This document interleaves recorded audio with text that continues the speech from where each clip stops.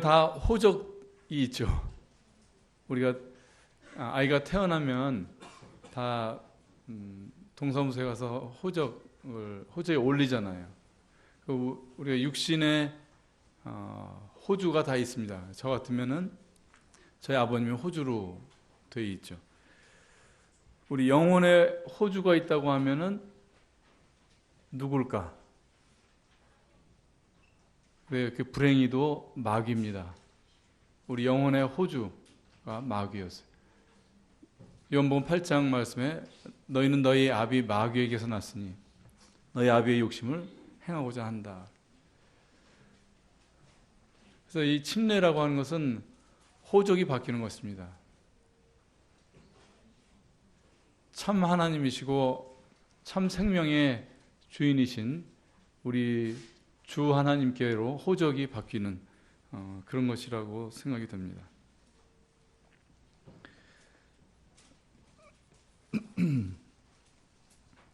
그리고 우리 오늘 간증에서도 다 나왔지만은 우리가 거듭난 것이 말씀으로 나는 거거든요. 말씀으로. 이 베드로전서 말씀에 너희가 거듭난 것이 썩지 아니할 시 하나님의 살아있고 항상 있는 말씀으로 되었다. 그렇기 때문에 우리 이제 갓 침례 받으신 분들 다 말씀으로 거듭나고 그 말씀이란 씨가 있지만 앞으로도 더욱더 이 말씀이 내가 되게 하셔야 돼요. 말씀이 어떤 감동적인 설교나 책이나 집회나 이런 것 말고 말씀이 내 나가 되도록 해야 되거든요. 그래서 저는 여기서 요한복음 1장 12절에 말씀이 육신이 되어 우리 가운데 거하심에 14절에 이 말씀에 참 놀라운 그 신비가 있다고 생각해요. 그러니까 예수님이 하나님이셨는데 그 보이지 않는 영이 육신이 되신 것과 같은 원리로 거듭난 사람들도 말씀이 육신이 되는 이 현상이 우리 각자에게도 거듭난 사람에게도 있다. 말씀이 자꾸 내가 되어가는 것, 그것이 바로 성도의 길입니다. 이것을 잊지 마시고 어떤 것보다도 말씀에 의존하고 말씀에 배고프시길 바랍니다. 그 다음에 이 침례의 의미를 아주 함축적으로 잘 담고 있는 것이 사도행전 8장에 간다게 내시의 간증인 것을 말씀드린 적이 있었고 그 요소를 우리가 한번 상고했던 적이 있습니다. 그걸 잠깐 이제 다시 상기를 해보면 사도행전 8장 같이 한번 볼까요?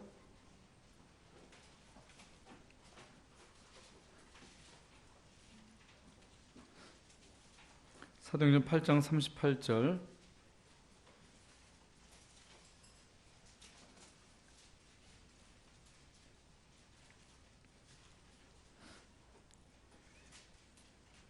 간다게 내시가 이제 믿음을 고백하고 나서 빌립이 침례를 주는 장면입니다. 이에 명하여 병거를 머물고 빌립과 내시가 둘 다 물에 내려가 빌립이 세례를 주고 39절 전반부 둘이 물에서 올라갈세. 여기 보면 침례 두 요소가 나오죠. 물에 내려가고 물에서 올라오는 것이 있습니다. 물에 내려가는 오늘 간증에서도 나왔듯이 옛사람의 사망입니다. 옛사람의 사망을 말하는 것이. 그래서 베드로전서에는 이것이 노아의 홍수와 동일한 모형이다. 우리가 받는 이 침례식이라고 하는 것이 노아의 홍수하고 동일한 모형이다라는 그런 말씀을 했습니다. 그래서 침례식이라고 하는 것은 이 하나님께서 심판하신 그 노아의 심판을 개인적인 차원에서 겪는 것입니다. 오늘 침례식은 바로 그런 노아의 심판이 내 옛사람이 물에 장사되었다는 것을 이렇게 고백하고 드러내는 그 예식이었던 것입니다. 노아의 홍수 때 죽은 자들에 대한 표현이 이렇게 되어 있어. 육지에 있어 코로 생물의 기식을 호흡하는 것은 다 죽었더라. 코로 숨쉬고 사는 것의 사망인 것입니다. 엄마를 통해서 난 자연인, 구원받지 못한 사람은 다 코에서 숨이 들락거리는 한 살아있는 것이지 그 이상의 생명이 없는 것입니다. 사람은 누구도 처음 난 상태로서는 영생 못합니다. 그렇죠? 70년, 80년 밖에 못 살아요. 우리의 영적인 이 유전자가 사단의 유전자고 심판받을 유전자이기 때문에 결코 사람은 거듭나지 않고는 영생할 수 없는 것입니다.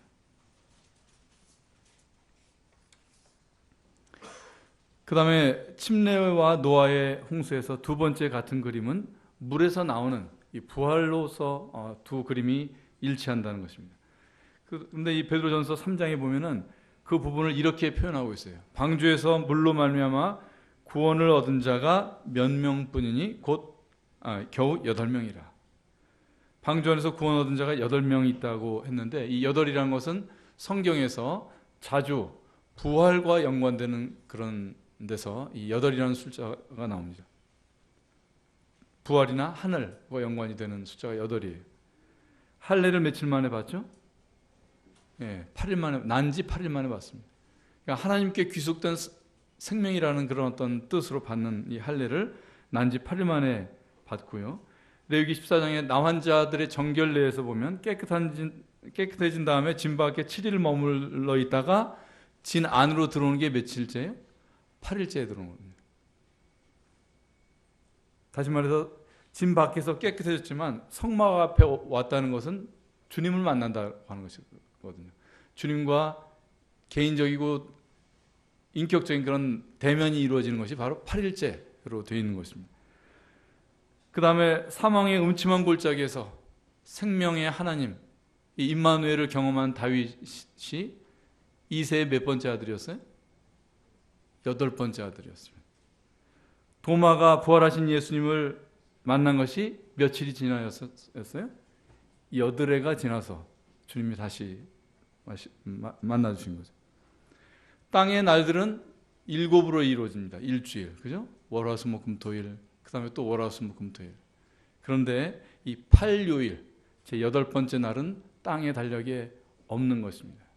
그래서 이 방주에서 구원을 얻은 자의 이 8이라는 숫자가 주는 의미가 바로 이제는 침례받은 사람은 이제 하늘에 속한 생명으로 살고 있다는 그런 말씀인 것입니다. 그런즉 누구든지 그리스도 안에 있으면 새로운 피조물이라. 제 8일의 생명이라. 이전 것은 지나갔으니 보라 새 것이 되었도다.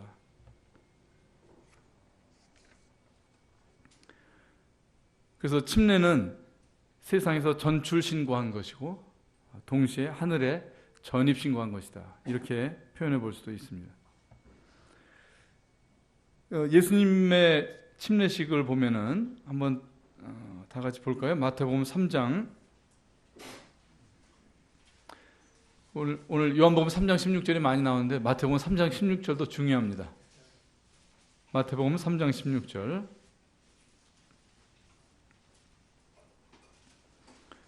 16절과 17절 다 같이 한번 소리내서 읽어보겠습니다. 시작. 예수께서 세례를 받으시고 곧 물에서 올라오실새 하늘이 열리고 하나님의 성령이 비둘기같이 내려 자기 위에 임하심을 보시더니 하늘로서 소리가 있어 말씀하시되 이는 내 사랑하는 아들이요 내 기뻐하는 자라 하시니라. 아까 간다게 내시의 침례 두 요소 얘기했죠. 물에 내려가는 게 있고 물에서 올라오는 게 있어요. 물에서 올라오는 것이 어떤 의미인가? 이 말씀에 똑같은 표현이 나오죠. 예수님이 곧 물에서 올라오실세. 자, 그럼 간다게 내시가 빌립과 함께 물에서 올라온 것의 의미가 무엇인지가 바로 이 말씀 안에 다 숨겨져 있습니다. 사실 숨겨져 있는 것이 아니라 오히려 하나님께서 드러내 주셨는데 우리가 잘 몰랐을 수 있는 거죠. 먼저 어떻게 됐습니까? 16절에 물에서 올라오실새 하늘이 열렸습니다. 이제 구원받은 사람에게는, 침례받은 사람에게는 이 땅밖에 없던 이 삶에서 하늘이 열린 거예요. 하나님과의 교통과 소통과 대화가 이제 시작되는 것입니다. 이걸 성령의 내주 이렇게도 우리가 말을 할 수가 있습니다. 그 다음에 성령이 비둘기같이 내려 임하셨다고 그랬죠. 그러니까 성령의 내주가 우리 침례받은 이들에게는 있는 것입니다. 또 하나는 3장 17절에 사랑하는 아들이요 기뻐하는 자라는 하나님의 음성과 그 후원과 그 지지와 그 울타리 속에 우리가 살 수 있는 것입니다. 이것이 침례받은 자의 삶이고 성도인 것입니다. 예수님께서 어디서 침례를 받으셨죠? 요단에서 침례를 받으셨잖아요. 요단강. 근데 이 요단의 침례가 오래전에 몇천 년 전에 이스라엘 역사에서 아주 민족적인 단위로 한번 이 요단에서의 침례가 이루어졌던 사건이 있습니다. 여호수아가 이스라엘 백성들을 이끌고 가나안에 들어간 그것이 바로 이 요단에서 이루어졌습니다. 그래서 그 사건을 다시 우리가 돌아가서 보면서 이 요단에서 이루어진 침례, 하늘이 열린 침례가 어떤 의미인지 잠깐 또 생각해 볼 수가 있습니다. 여호수아 3장 한번 보죠. 여호수아 3장 15절.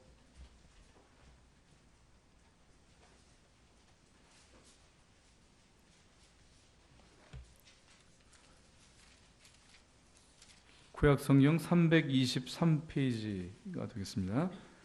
여호수아 3장 15절.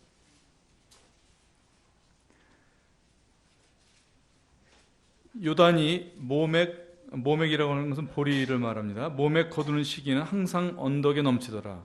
궤를 맨 자들이 요단에 이르며 궤를 맨 제사장들의 발이 물가에 잠기자 곧 위에서부터 흘러내리던 물이 그쳐서 심히 멀리 사르단에 가까운 아담읍 변방에 일어나 쌓이고 아라바의 바다 여매로 향하여 흘러가는 물은 온전히 끊어짐에 백성이 여리고 앞으로 바로 건널세. 자, 이 물이 끊어진 지점의 지명이 아담읍이라고 되어 있어요. 아담읍 변방이라는 말이 나옵니다. 왜 하필 많은 지명 중에 물이 끊어진 지점의 이름이 아담일까? 이것은 이 요단의 침례, 이 요단의 침례는 아담으로부터 내려오는 죄성이 끊어졌다는 것을 의미합니다. 16절에 보면 위에서부터라고 되어 있어요. 위에서부터 이 아담 변방으로부터 흘러내리던 그 도도한 물줄기, 그러나 여매로 이 죽음의 바다로 흘러갈 수밖에 없었던 이 죄성이 이제는 제사장들의 발이 섰을 때 그 물이 끊어져서 섰던 것입니다. 이것이 바로 하늘이 열린 침례이고 침례받은 자가 그리스도와 함께 물에서 올라온 것의 의미인 것입니다. 이 부활 생명 앞에 요단의 그 도도했던 물줄기가 멈추어 서는 것, 아담의 영이 아닌 이제 부활의 영이 우리 안에 임재하시는 것, 이것이 바로 요단의 침례인 것입니다.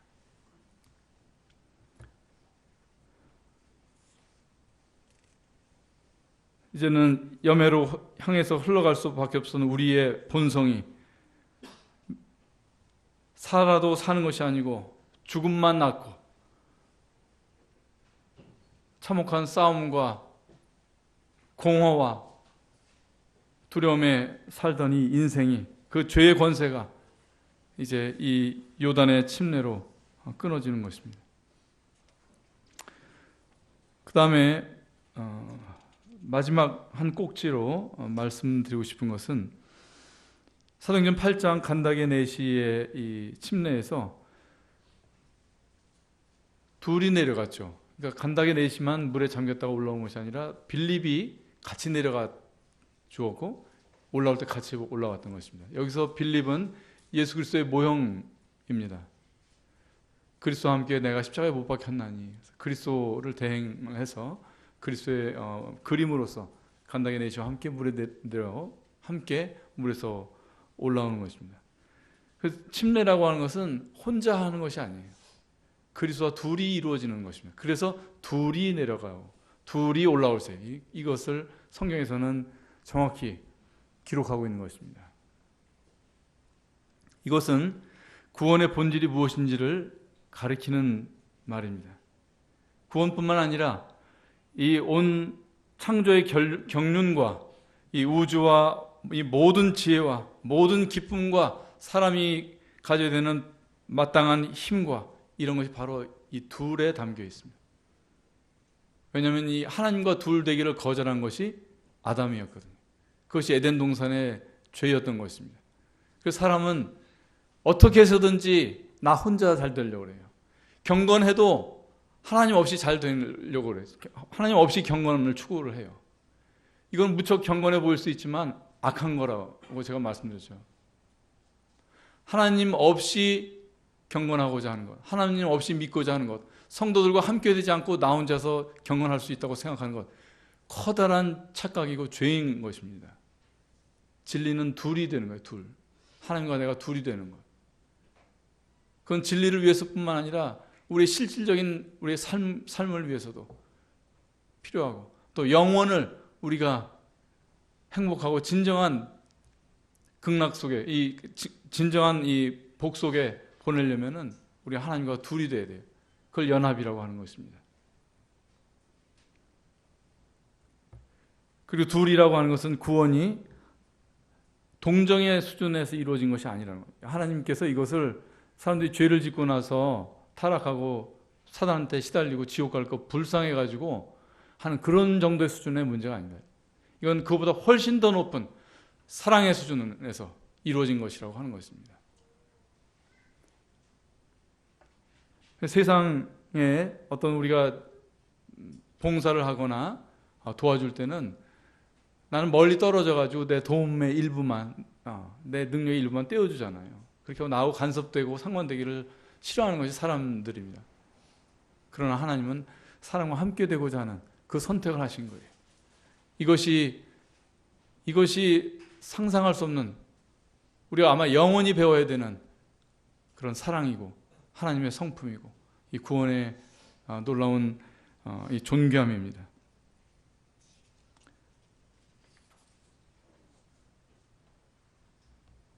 그리고 그래서 이 사람의 죄는 이 독처예요. 독처. 혼자 있고 싶어하는 것, 혼자 잘 되고 싶어하는 것, 혼자 거룩하고 싶어하는 것, 이것이 다 죄입니다. 사실 같은 뿌리예요. 그리고 이거 독처는 또한 그럴 뿐만 아니라 모든 인간의 고통의 근원입니다.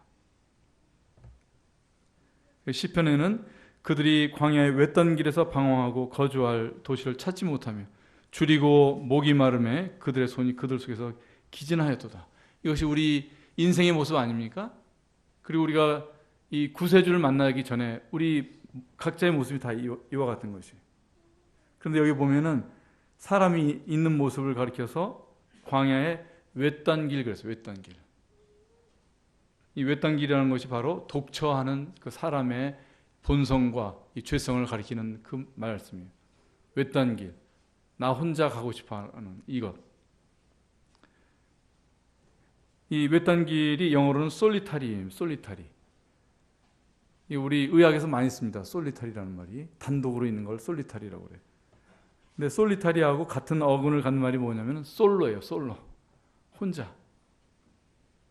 혼자 있는 것, 혼자 즐기는 것, 혼자 노래하는 것. 이거 아니라 이 말이죠. 그래서 신앙의 인생의 솔로들도 슬프지만 신앙의 영역에서도 솔로들의 길은 버려지는 것이에요. 둘이라고 하는 것이 중요한 또 현실적인 이유는 우리가 아직 이 시편 107편의 이 광야의 길을 아직은 다 끝내지 않았기 때문입니다. 이것은 우리가 죽는 날 끝나는 그런 길이기 때문입니다. 이 위험하고 어두운 인생을 독처하지 않고 무사히 마칠 때까지는 누군가와 둘이 되어야 돼요, 사람은. 근데 어렸을 때는 부모가 그 둘이 되어지고 나이 들면은 배우자 그렇게 되어주지만 그것은 한계가 있는 거예요. 그리고 그것은 어떻게 보면 우리에게 모형으로 주셨을 뿐이에요. 우리와 이 위험한 광야의 길을 끝까지 나와 동행하실 그 완전한 사랑과 완전한 지혜의 그분은 바로 예수 그리스도 주님이신 거예요.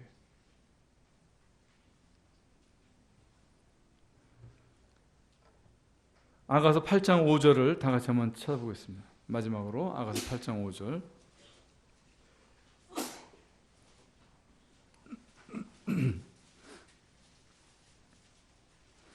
아가서 8장 5절.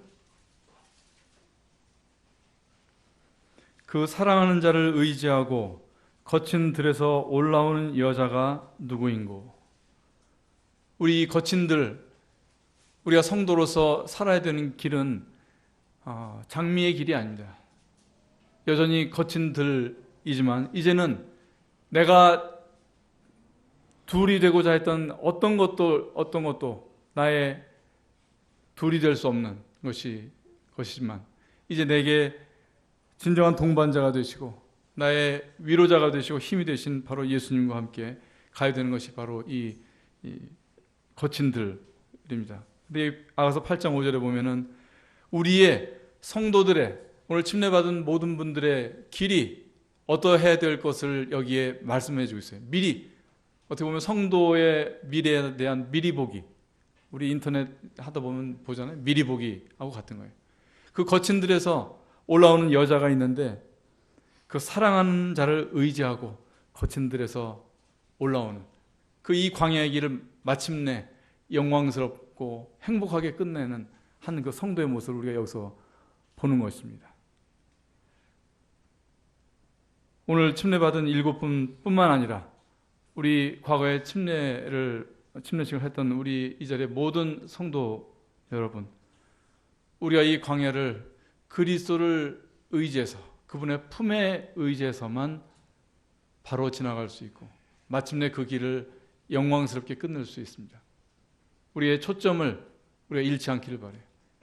우리가 요한이 그 머리를 주님 품에 의지했듯이 그분의 이 품이라고 하는 것은 뭘 말하겠어요? 사랑을 말하는 것입니다. 그분의 인격과 사랑과 지혜의 이 가슴에 우리도 다시 한번 우리의 머리를 기대는 내 생각을 더 이상 꼿꼿하게 홀로 세우지 말고 그분의 품에 우리 머리를 둘 수 있는 그런 지혜롭고 아름다운 그런 여자들이 다 될 수 있기를 바랍니다.